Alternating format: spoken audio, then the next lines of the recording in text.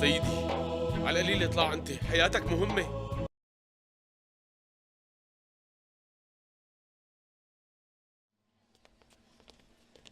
أعزائي المشاهدين، وصلنا الآن المعلومات الأولية المتعلقة بمقتل العقيد، حيث بدأت نتائج التحقيق بالظهور. فبحسب المصادر الرسمية تمت معرفة المتهم بهذه الجريمة البشعة. ما بيصير تتحرف الأمور لهالدرجة. هذا تزوير. شو هالاتهام المقرف هاد؟ نقلاً عن المسؤولين عن التحقيق، فإن الضابط الذي يخدم في المنطقة ذاتها والذي يدعى جليل كسكين هو المتهم الأول في ارتكاب هذه الجريمة، والذي يعود سببها إلى اكتشاف المتهم جليل لعلاقة العقيد بحبيبته السابقة، مما دفع جليل لارتكاب هذه الجريمة البشعة. فحسب المعلومات لدينا تبين أن جليل كان على علاقة سرية مع فتاة إرهابية تدعى جيهان. هيك زودتوها كتير. شو هذا الافتراء؟ شو هالتضليل الوقح هاد؟ كما أنه من المعروف أن المتهم جليل متزوج ولديه 3 أولاد. وعرف أيضاً أن عشيقته السرية الإرهابية جيهان متزوجة ولديها عدة أولاد، ولكنها تعيش منفصلة عن زوجها منذ مدة طويلة. وأكدت المصادر نفسها أن الإرهابية المدعوة جيهان كانت تتردد إلى منزل العقيد بين الفترة والأخرى، وتبين لاحقاً أنها كانت على علاقة مع العقيد أيضاً. وبرأي المختصين أن جليل قام بارتكاب هذه الجريمة لهذا السبب، كما أن المصادر أكدت وجود سوابق لا أخلاقية في سجل الضابط المعروف جليل. ومن الممكن أيضاً أن يقوم الضابط بقتل حبيبته السابقة المدعوة جيهان. رح تموت شخص تاني. مين بدك يعني موت؟ يلا قلي بسرعة. الزلم اللي رح تقتله رح تشوفه اليوم بالأخبار. شو هاللعبة هي؟ شو هالنحس المخيم على المنطقة كلها؟ كل المجرمين وكل الناس اللي ما عندها أي ضمير مجتمعين وعاملين ساحة لعب إلهم. يلا جليل، هلأ ببين إذا بتستاهل الطاقية الزرقاء. لازم لاقي شي طريقة لحتى أطلع من هون. ما في مشكلة وما إلها حل. شغل راسك منيح يا جليل.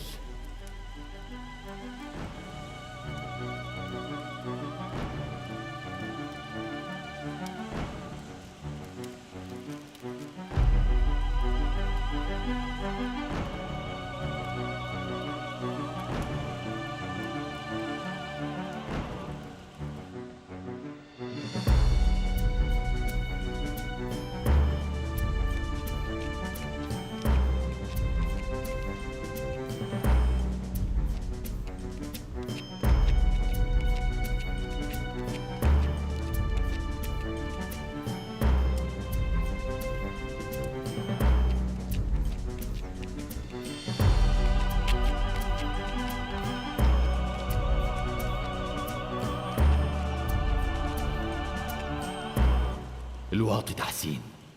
ليش مين ممكن يساوي هيك غير واحد واطي مثله؟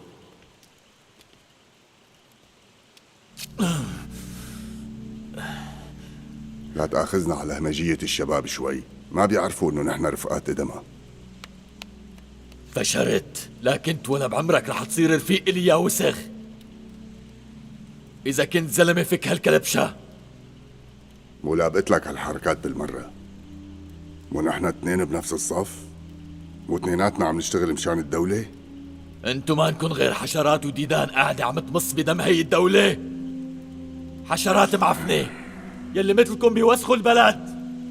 بموت رمي برصاص 1000 مرة، ولا برضى اني اكون موجود معكم بنفس الصف لحظة واحدة.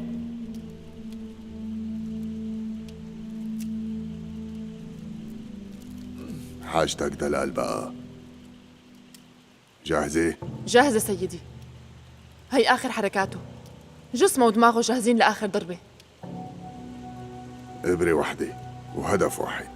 رح نعطيك هلأ بس إبرة واحدة جليل، وهي الإبرة رح تساويك واحد مننا، ووقتها رح تصير بصفنا.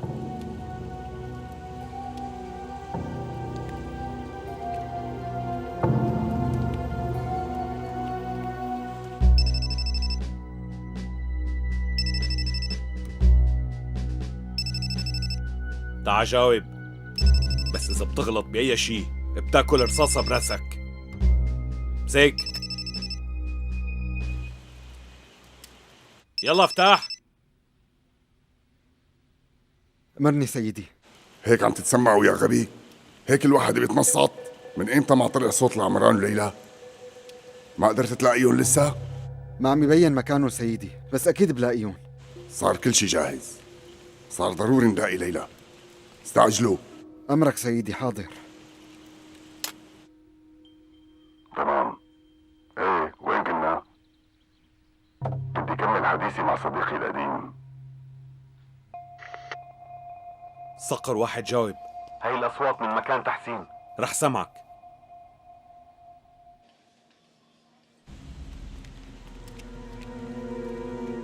ايه يا جليل، قل لي كيف انمسكت هيك؟ توقعتك انك تقوص على حالك قبل ما يمسكوك. هذا آخر دواء، وهي الشغلة رح تخلص. بعد ما ياخد هي الإبرة، إذا بتقول له روح اقتل أبوك بيروح. لا يا قلبي، نحن عادلين. أكيد ما رح نقول له روح وموت أبوك، بس رح نقول له يموت ليلى وبس.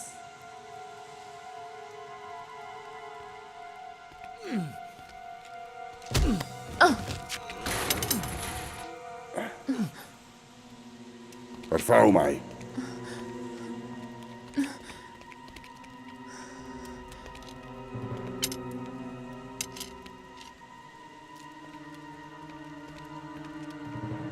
لك هذا عسكري، إذا عطيناه أصغر فرصة بيموتنا كلنا هون. صار شي للإبرة؟ لا سيدي، ما صار شي. أعطيه إياها. هذا الدواء رح يساويك مجرم يا ابني. ما رح تصدق انت رح تقتل ليلى. ما أصلاً رح تموت. ما فادك الدواء اللي أعطيتك إياه؟ ليش ما سممت البنت سيدي؟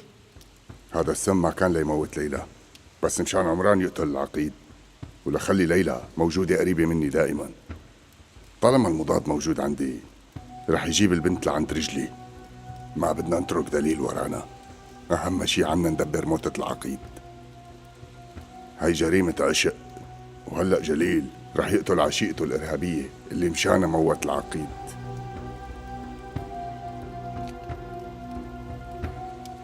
هاي هدفك جليل، تعرف عليها مزبوط. رح تقتلها وقت اللي بتشوفها.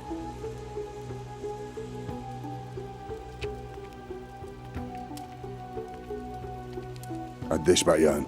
وقت اللي بيختلط الدواء بالدم ويتحكم بالدماغ. جليل المشهور ما رح يكون جليل القديم سيدي، رح يصير رجل آلي وينفذ الأوامر. ولهيك نحن بحاجة ل 45 دقيقة، بس 45 دقيقة.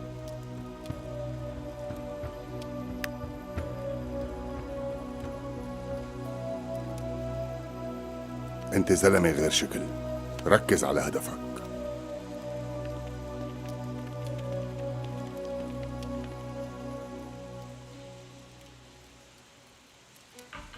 يلا بقى يلا، افتحها لهي.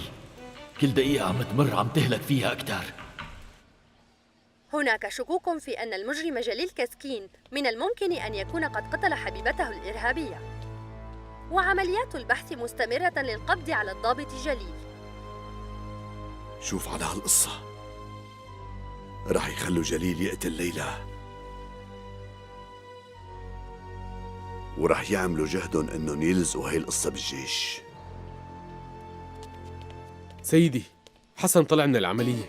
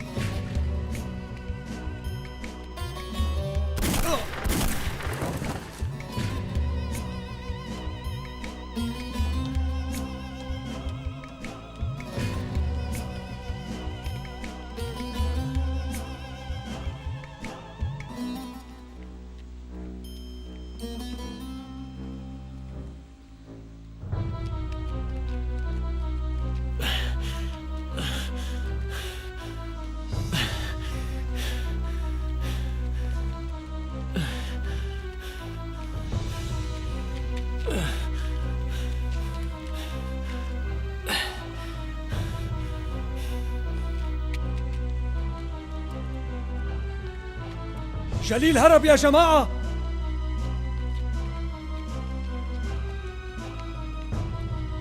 لا توقفوا مثل الجدبان، روحوا امسكوه.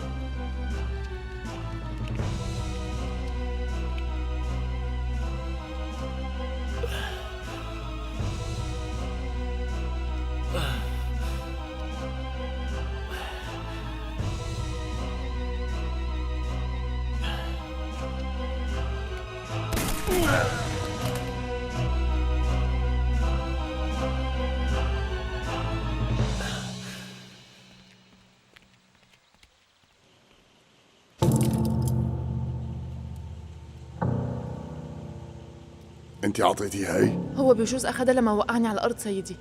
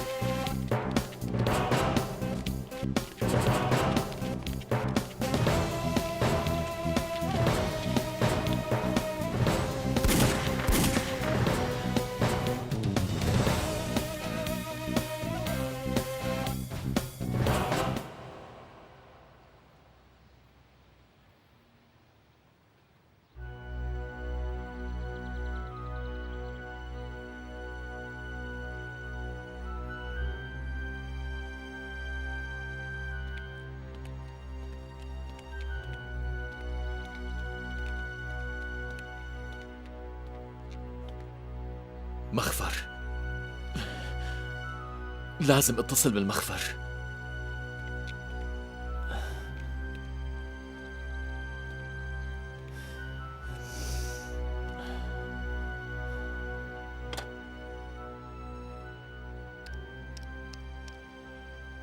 آخر المعلومات عن الضابط جليل هي أنه متزوج ولديه 3 أولاد، كما أن عشيقته متزوجة ولديها عدة أولاد، ولكنها تعيش منفصلة عن زوجها منذ مدة طويلة. وأكدت المصادر نفسها أن الإرهابية المدعوة جيهان كانت تتردد إلى منزل العقيد بين الفترة والأخرى، وتبين لاحقاً أنها كانت على علاقة مع العقيد أيضاً. كما أن المصادر أكدت وجود سوابق لا أخلاقية في سجل الضابط المعروف جليل. طمنن عني بالمخفر. ومن الممكن أيضاً أن يقوم الضابط بقتل حبيبته السابقة المدعوة جيهان. وإن عمليات البحث عن الضابط جليل المتهم بجريمة قتل العقيد مستمرة، وعلى هذا الأساس فإن العقيد قد ذهب ضحية لهذه العلاقة. عفواً عمو، لا تؤاخذني. شوف هالوساخة، قتلوا العقيد وعم يلبسوا التهمة لإلي. يا قليلين الشرف، لازم أحكي مع السردار. اصحك تعمل أي حركة. إذا ما عم تفكر بحالك فكر بالناس اللي هون، بسببك ممكن ينقتلوا كلهم.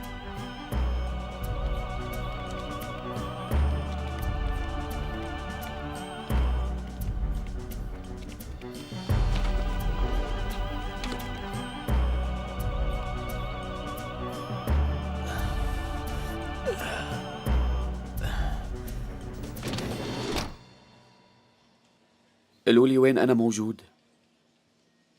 معقولة كون استشهدت؟ ستي فاطمة وينها؟ العمى سيدي أخي، لا تكونوا أنتوا كمان استشهدتوا. إنك توصل لمرتبة الشهادة فهذا شيء كبير. نحن شو قدام الشهيد؟ لا تنسى ربنا كرم الشهيد أحلى تكريم. نحن موجودين بالمشفى، انت انصبت، نسيت؟ هذا الزلمة الكلب عمران. وشو بو عمران؟ سيدي هذا الكلب كان هون وكان راح يقوصني. هذا اللي عم اتذكره. انت متأكد يا حسن؟ لا تكون مخربط. سيدي صحيت صوبت بس ما جنيت لسه. كان عمران. كان بالمشفى؟ ما في كذبة بتضل مخباية، كله بينكشف.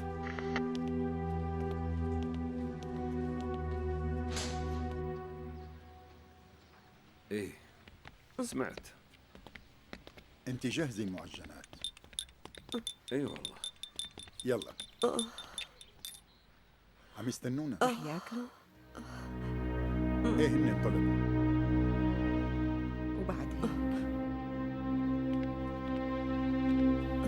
خلص اتركيه على الله. تفضل. عوض عليك.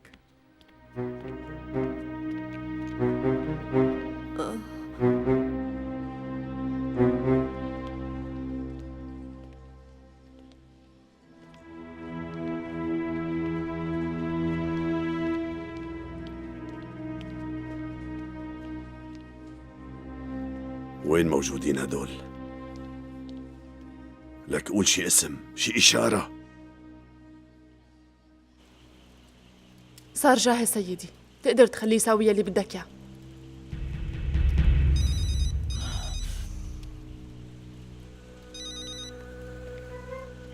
مين معي؟ طيب ولا احكي بسرعة شو بدك؟ طيب لا تروح من عندك، بعد شوي بيجوا جماعتنا. لا ولا ليلى. انت استني هون ياسمين، انا رايحة على الحمام وراجعة. طيب ماشي اختي. ابدا لا. لو سمحتي فيني اعرف وين الحمام؟ اطلعي من هداك الباب وروحي على اليسار بتلاقيه يسلموا. قدامك. ايه وعدنا. ما بيصير هيك، لازم نلاقي لنا طريقة. شو طلبكون؟ شو بدك ياسمين؟ شو بتشربي؟ عصير برتقان.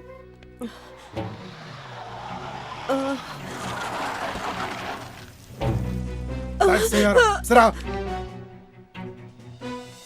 ياسمين خليكي هون.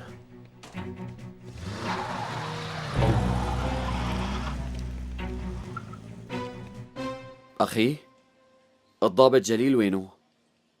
ليش ما اجا يشوفني؟ هو زعلان مني شي؟ معقولة هذا الحكي؟ يعني معقولة يزعل منك؟ عنده شغل وأكيد جاي.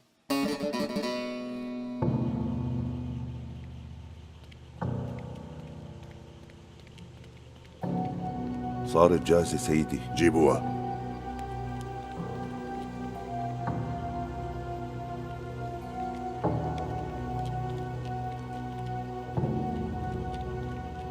فكوا ايديه.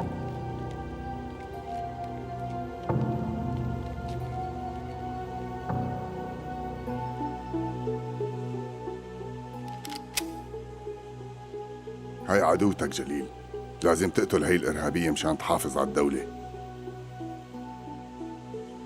اسمها ليلى.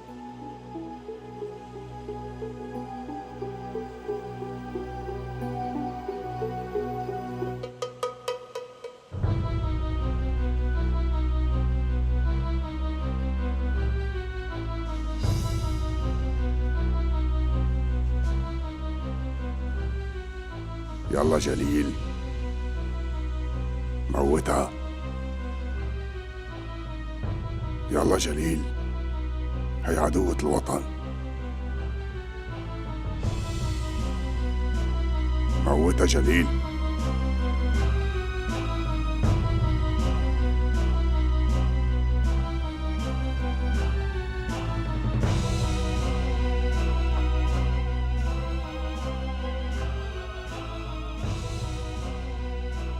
يلا جليل يلا.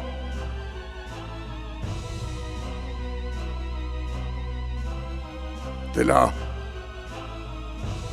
موتها.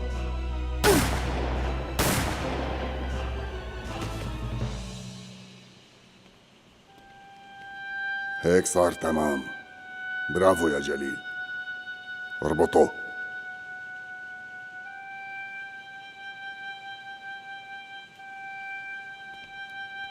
مين ليلى؟ وليش موتها؟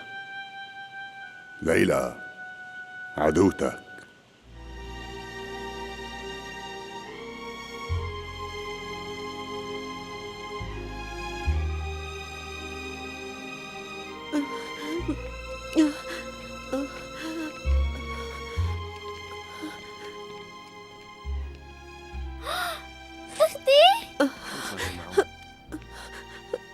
وين رحتي؟ كنت خايفة كتير يصير لك شي.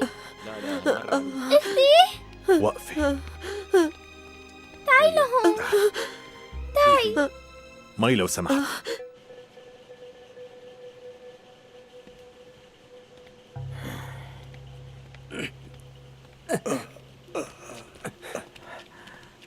بالمرة الجاية رح تموت ليلى عن جد، بس لا تاكل هم، وهي كانت خطيرة مثلها. بالنسبة إلي قد ما يكونوا الناس اللي بيعرفوا هاي الشغلات قلال بيكون منيح.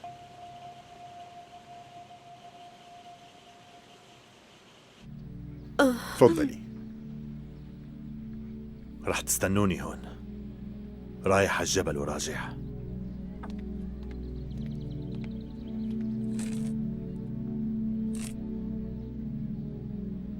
ما في غير مخرج. هيك منتأخر، مو أحسن نروح على المشفى؟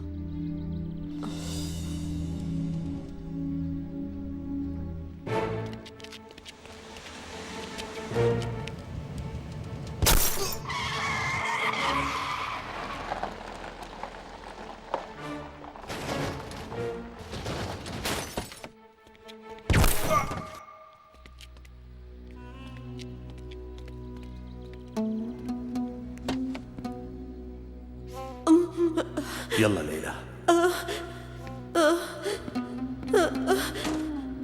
يلا.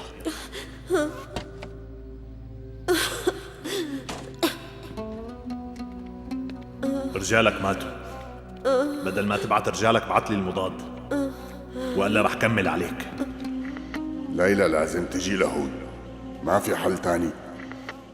ما فينا، ما حدا بيصدقنا، بيمسكونا دغري وبيخلص الوقت ونحن عم نشرح المشكلة. فطايرنا مشهورة.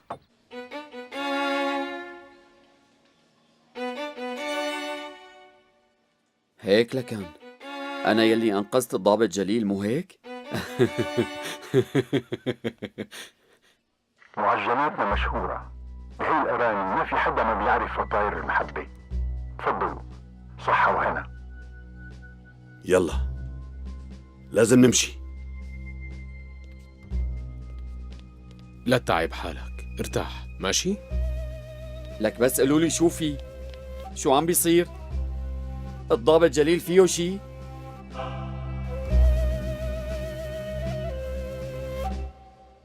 إن الإرهابية ليلى والمدعوة باسمها الحركي جيهان يشتبه بها أيضا كشريك في جريمة قتل العقيد إيهان ألانيا الذي قتل من قبل الضابط جليل كسكين بسبب هذه المرأة الإرهابية.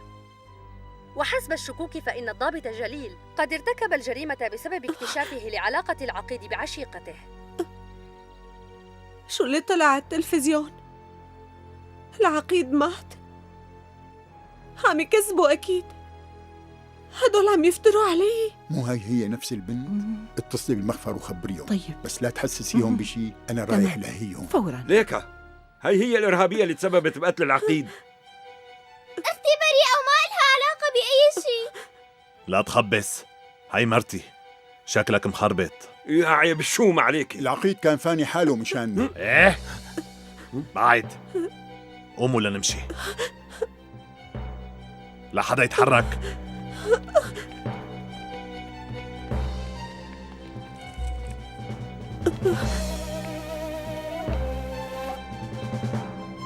لو سمحت بدي أقدم بلاغ.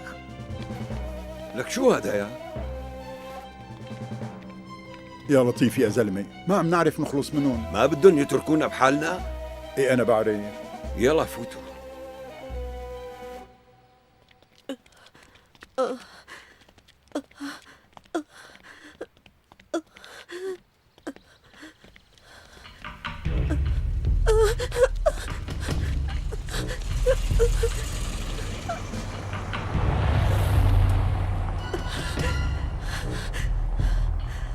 يلا رح تتعبى المنطقة بالعساكر، خلونا نروح. يلا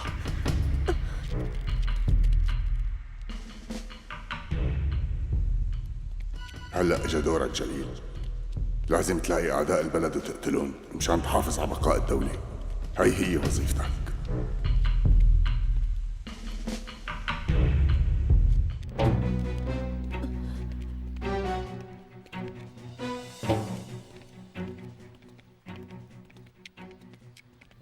ضابط جليل؟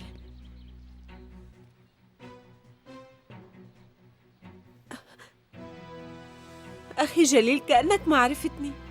أنا ليلى.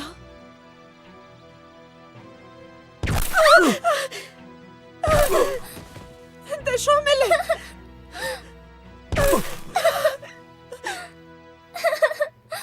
لا تقتل أختي عمو جليل، بترجاك. لا.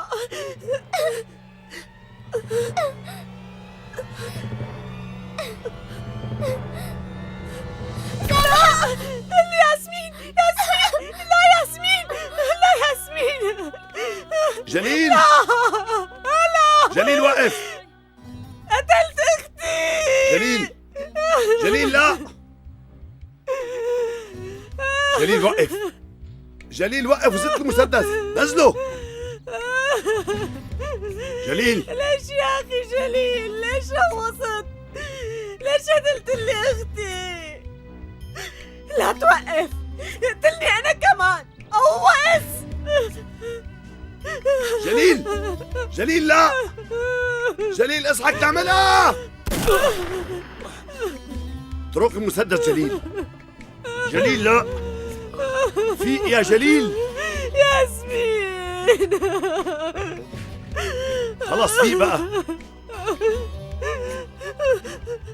هذا انا شباك، لك انا سردار، ما عرفتني؟ نزل سلاحك جليل.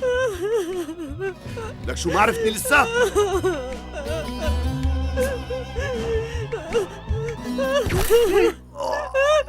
لا سردار، لك ليش؟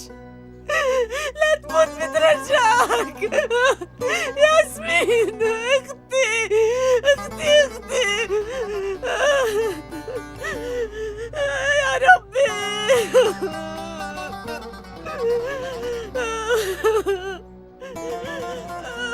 سيدي، سيدي، سيدي رد علي. سيدي. لا. تمام، صار جاهز للمهمة. هلأ صار فينا نخلي جليل المشهور يقتل اللي بدنا اياه. اشتغل مفعول الدواء. مين انت؟ أنا بكون زميلك يا جليل، ونحن عم نشتغل سوا. عم نشتغل سوا؟ شو هدفنا؟ هدفنا نقتل أعداء الدولة. وليش رابطيني؟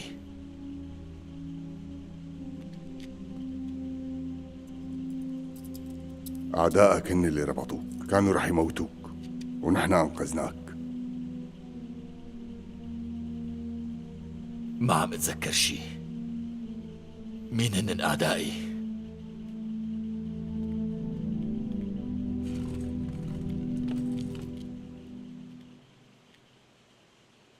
هدول 2 أعدائك، ليلى وعمران. هدول أعدائك وأعداء الدولة كمان. هدفنا نقتلهم.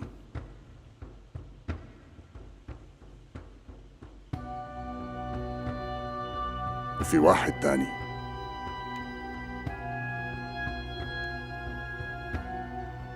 هذا عدونا الرئيسي.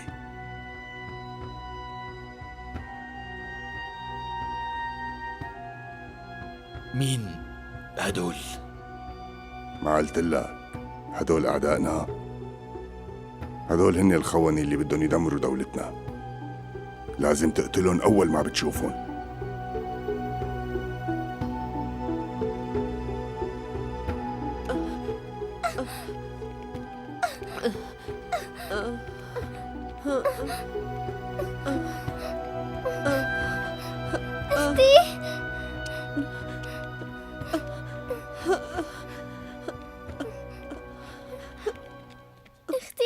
راحوا من هذا الاتجاه سيدي، نفس البنت تبع الأخبار، وبالعلامة كان معها زلمة وبنت صغيرة. طيب عم، شكرا.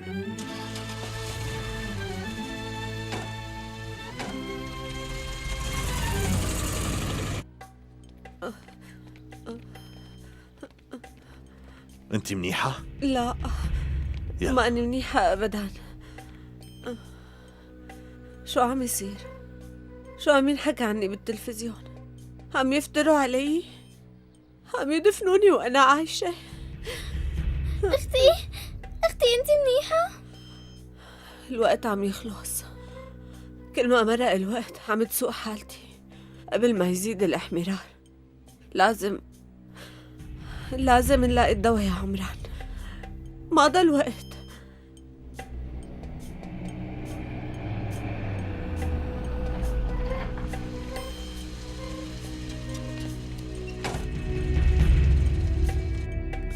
ما عاد في معنا وقت يا جيهان. أنا رح أطلع على الجبل، بس كمان ما بقدر أتركك هيك بنص الشارع. روح يا عمران، لاقي هذا الدواء ولا تاكل همنا. منروح لعند خالتي، بس انت اكيد جيب لي الدواء. روحي جيهان، روحي، بس انتبهي لا تبيني لحدا. رح أجيب الدواء وإجي، ماشي؟ يلا.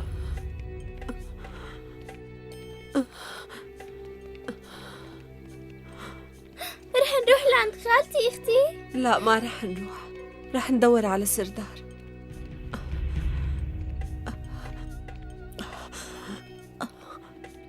لازم يكونوا حوالينا هون، ما بيقدروا يبعدوا كتير.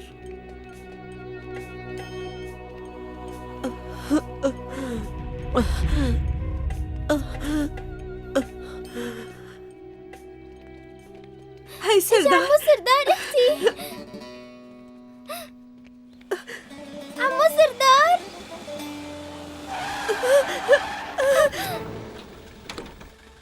يلا امشوا، يلا نشوف. تركني. يلا بسرعة. وقف وقف وقف، لك وقف. خطفوهم سيدي. كيف صار هيك؟ كيف؟ ما بكفي يلي سويته؟ انتو شو بدكم لسه منا؟ اختي. مركز، أنا صقر واحد.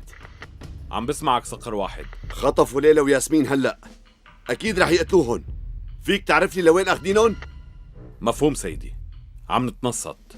مبين انه اخدين ليلى لمكان. لحظة رح سمعك الحديث. سيدي ليلى صارت معنا، شو نساوي؟ بسرعة جيبوها على المخزن، استعجلوا. مفهوم سيدي، شو صغيرة منكون هنيك؟ بأي مخزن هدول؟ بأي مخزن؟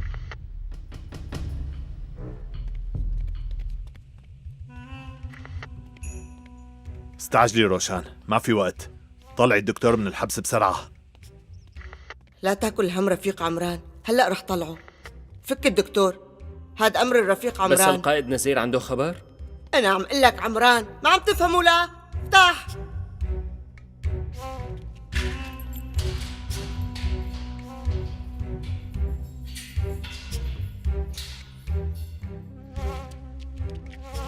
يا دكتور،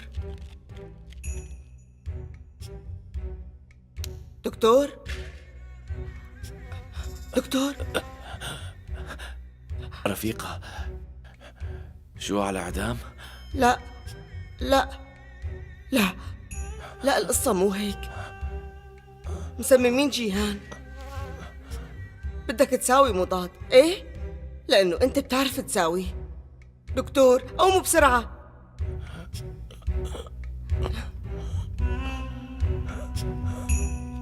يلا دكتور، دكتور.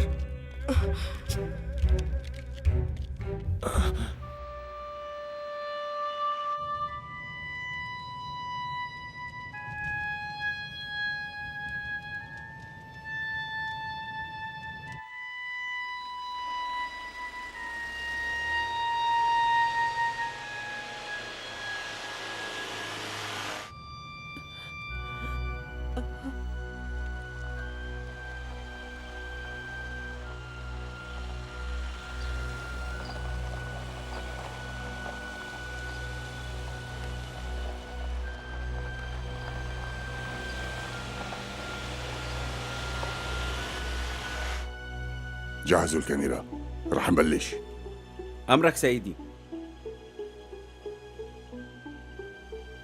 العدو اجا لعند رجليك يا جليل، انت جاهز شي لتاخد بتار عقيدك البطل؟ جاهز.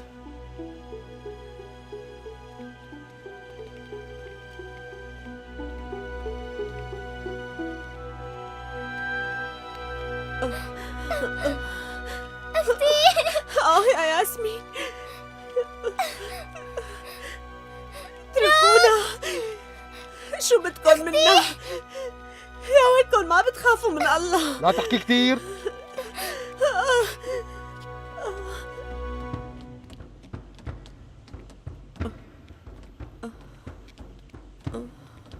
ما كان في داعي تتعبينا كل هالقد يا ليلى. لا وجوزك مو جنبك، كنا ناطرين تجونا كعيلة.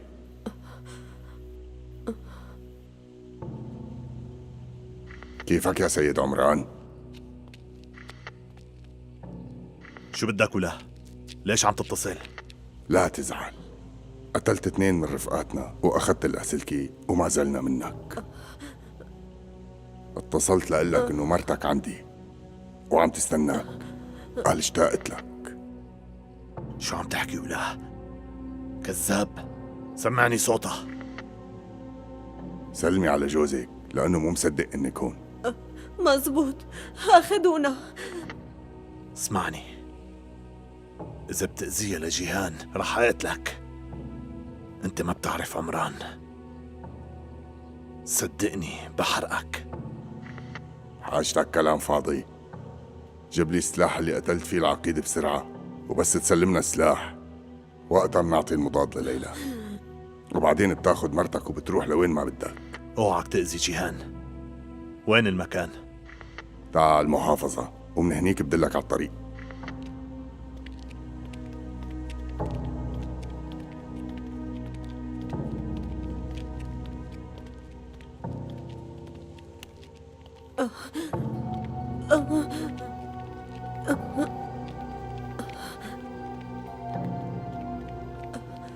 هذا الضابط جليل. ايه بس شو عم يساوي هون؟ جليل، هاد عمو جليل رح يساعدنا. طولي بالك شوي، في شي عم يصير هون. هاد مو الضابط جليل. بلا اختي ليكو مو شايفتي؟ ضابط جليل، شو عم تساوي هون؟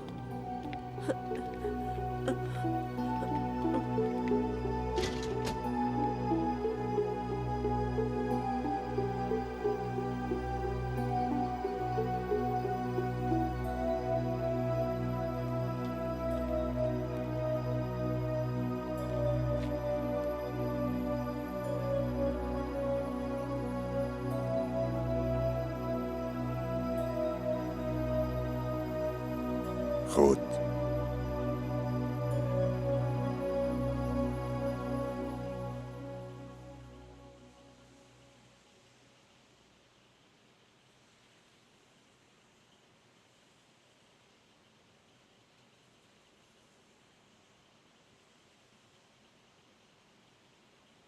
صار لازم نخلص من أعدائنا جليل. رح تقتلهم واحد واحد.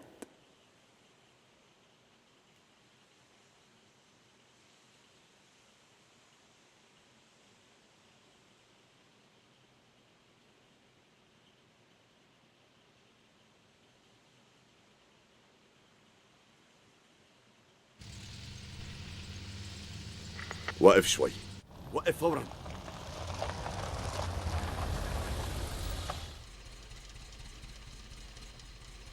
وجليل هنيك، وينهم هدول؟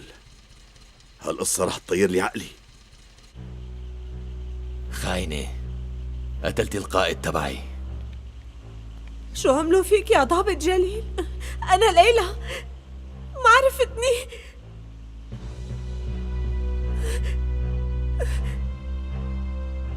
شو عملتوا له للزلمة؟ لك شو عملتوا له للزلمة؟ شو عملتوا له؟ جهز الكاميرا، رح نصور فيديو بجنن. الضابط جليل وبسبب غيرته الكبيرة على عشيقته جيهان رح يلاقيها بمخزن ويقتلها بعد شوي. ما ضل عنا وقت، رح يخلوا جليل يقتل ليلى. اختي، اتركوني. اتركوا اختي، اتركوها. يلا لنشوف يا جليل. ساعدني يا عمو جليل. عدوتنا قدامك، لا تستنى. اختي. خلي العقيد يرتاح بقبره واقتلها لهي. عمو جليل انا ياسمين. شو نسيتنا يا عمو جليل؟ سكتوا ولا هي. لا تعمل هيك يا جليل، هدول عم يخدعوك، كذبوا عليك، هنن العدو الأساسي. سيدي، غرفة التنصت تحت ايد الملازم اول سردار وحمدي بايدهم. نعم. عمو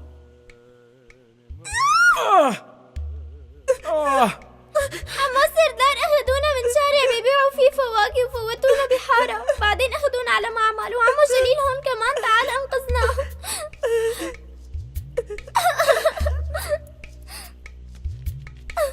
تروك تروك لك بعد عني، اتركني. موتني وخلصني من هالعذاب، موتني، بكفيني كل هذا العذاب. ليش ما عم تقوز وتموتني؟ ليش؟ إذا بتعيشي عمرك كله ما رح تعرفي السبب ليلى. سيدي هلأ ممكن يجي الضابط سردار مع عساكره على مقرنا. ما بيحق له يفوت على منطقة فريق مكافحة الإرهاب. الحق بسرعة، تعي لهون. امسكوها لهي بسرعة، جيبوا لي إياها. عرفوا إنه عم نسمعهم. نحن رح نلحقهم إن شاء الله. إن شاء الله يا شاهين، إن شاء الله. تعاس أسرع.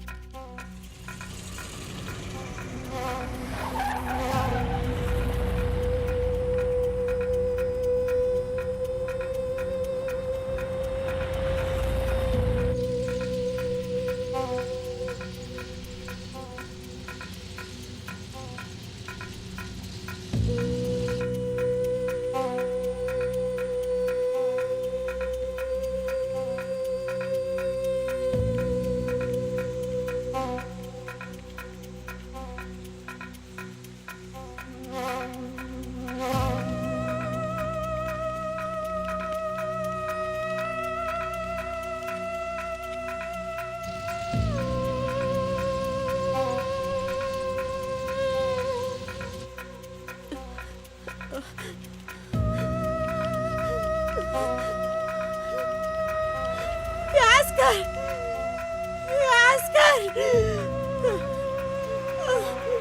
وقفي عندي. تعالي امشي. اتركوني، يلا بسرعة. اتركوني امشي. خلصينا ولا كلمة. اتركوني، امشي بسرعة. اتركوني. يلا بسرعة. ما بدي اسمع صوتك. ولا كلمة. خلاص بس.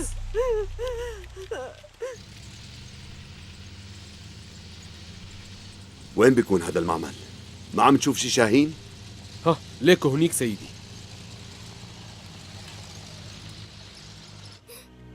اختي اسكتي اتركوها. خلاص عمو اسكتي جليل عم اقول لك. ساعدنا. بدك وقفي.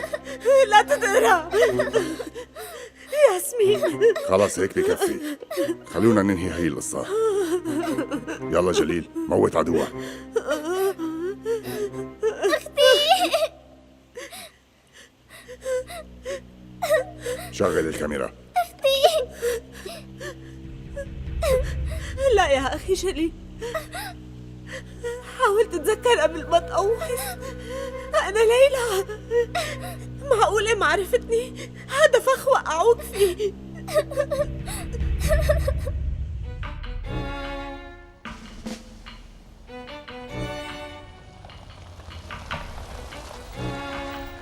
وين في معمل مهجور هون؟ من هون لورا. يسلموا عم. الله معكم.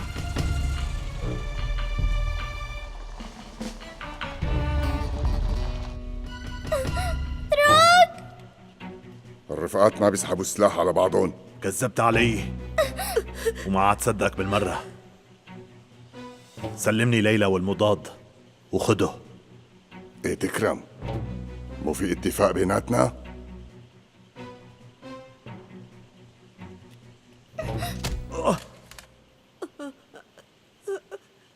شيله، بعدين بيجي دوره.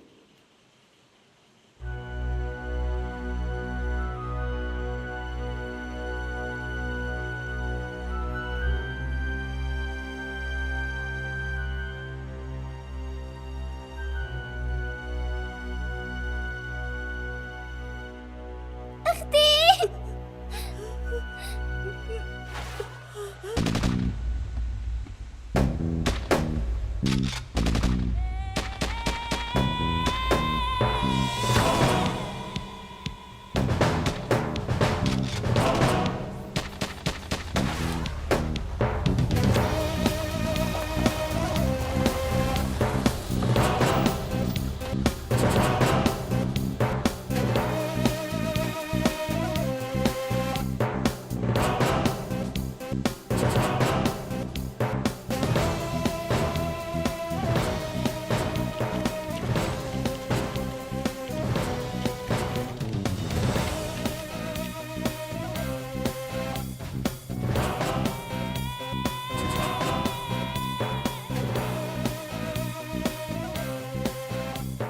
جوا، بس عددهم كبير. هي شغلتك شاهين. أنا جاهز سيدي. عمو جليل لا تعمل هيك، بترجاك رح يخلوك تقتل أختي. سكتوا ولا هي، أحسن ما تنزع لنا شغلنا. معك ضربة واحدة شاهين، ما عنا فرصة تانية بنوب، وإلا جليل وليلى بيموتوا. لا تاكل هم سيدي. الوقت عم يمر جليل، العدو واقف قدامك. يلا قوص عليه.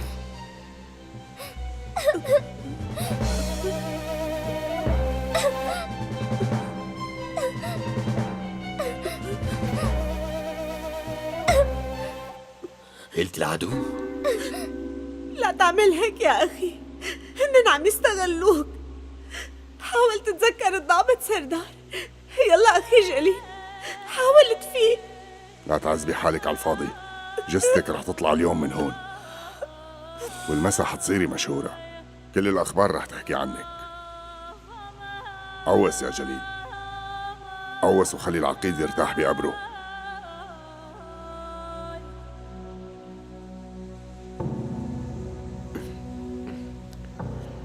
يا رب يساعدني.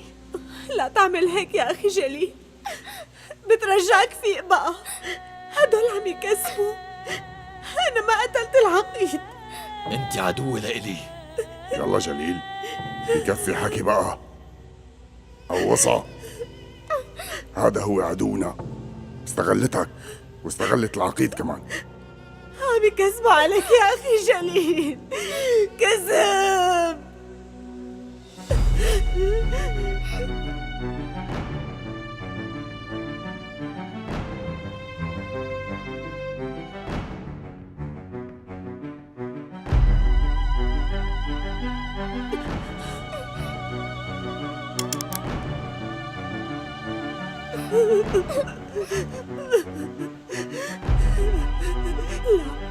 يلا شاهين، لا تنسى، هاي الضربة فرصتنا الوحيدة، لأنه إذا ما زبطت انتهينا. شاهين يا أبو ضاير، عندك رصاصة واحدة، رمية واحدة. إذا صبت الهدف صبته، وإذا ما صبته بينتهي كل شيء. فهمت عليك سيدي. وهلأ ركز، أنا مأسور عند العدو، ومعك رصاصة واحدة، وإذا ما صبت الهدف تبعك أنا بموت. فهمت؟ بموت. ركز على هذا الأساس، سدد مشان تنقذني.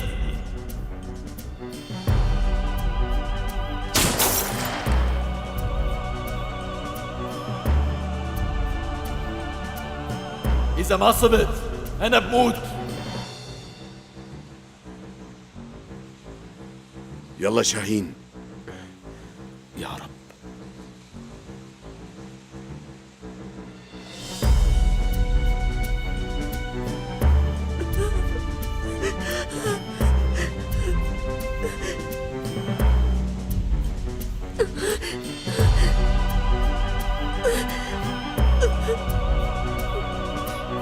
لا عمو جليل.